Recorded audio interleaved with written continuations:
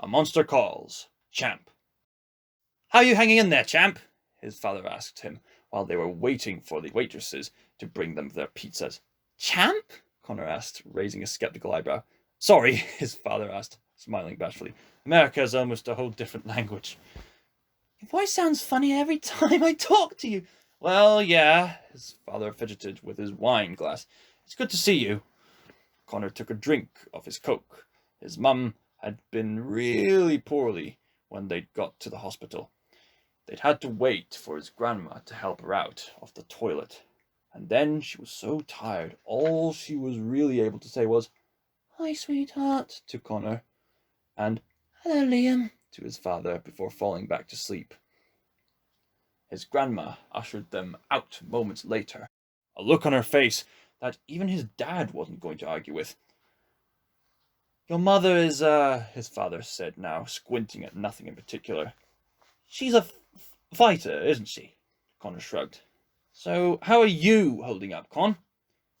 That's like the 800th time you've asked me since you got here, Connor said. Sorry, his father said. I'm fine, Connor said. Mum's on this new medicine. It'll make her better. She looks bad, but she's looked bad before. Why is everyone acting like... He stopped and took another drink of his Coke. You're right, son, his father said. You're absolutely right.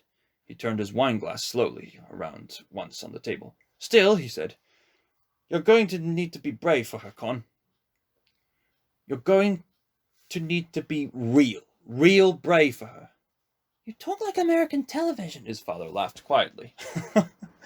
Your sister's doing well, almost walking. Half sister, Connor said. I can't wait for you to meet her, his father said. We'll have to arrange for a visit soon. Maybe even this Christmas. Would you like that? Connor met his father's eyes. What about Mum? I've talked it over with your grandma. She seemed to think it wasn't a bad idea as long as we got you back in time for the new school term. Connor ran a hand along the edge of the table. So, it'd just be a visit then? What do you mean? His father said, sounding surprised. A visit as opposed to... He trailed off, and Connor knew he'd worked out what he meant. But Connor suddenly didn't want him to finish. There's a tree that's been visiting me, he said, talking quickly, starting to peel the label of the Coke bottle. It comes to the house at night, tells me stories. His father blinked, baffled. What? I thought it was a dream at first, Connor said, scratching at the label with his thumbnail. But then I kept finding leaves when I woke up and little trees growing out the floor. I've been hiding them all so no one will find out. Connor, it hasn't come to Grandma's house yet. I was thinking she might live too far away. What are you... But why should it matter if it's all a dream, though? Why wouldn't a dream be able to walk across town? None of it's as old as the earth and as big as the world. Connor, stop. I don't want to live with Grandma, Connor said, his voice suddenly strong and filled with a thickness that felt like it was choking him. He kept his eyes firmly on the Coke bottle label, his thumbnail scraping the wet paper away. Why can't I come and live with you? Why can't I come to America? His father licked his lips.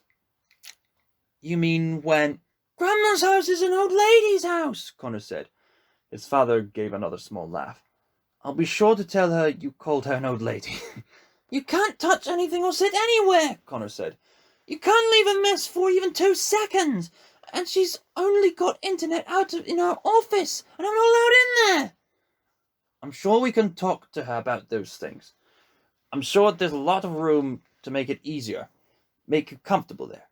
I don't want to be comfortable there, Connor said, raising his voice.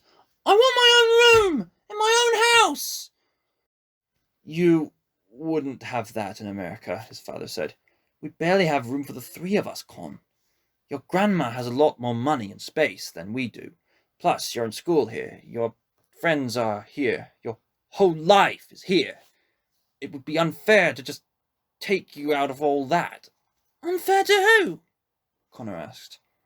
His father sighed. This is what I meant, he said. This is what I meant when I said you were going to have to be brave. That's what everyone says, Connor said. As if it means anything. I'm sorry, his father said. I know it seems really unfair, and I wish it was different. Do you? Of course I do. His father leaned in over the table.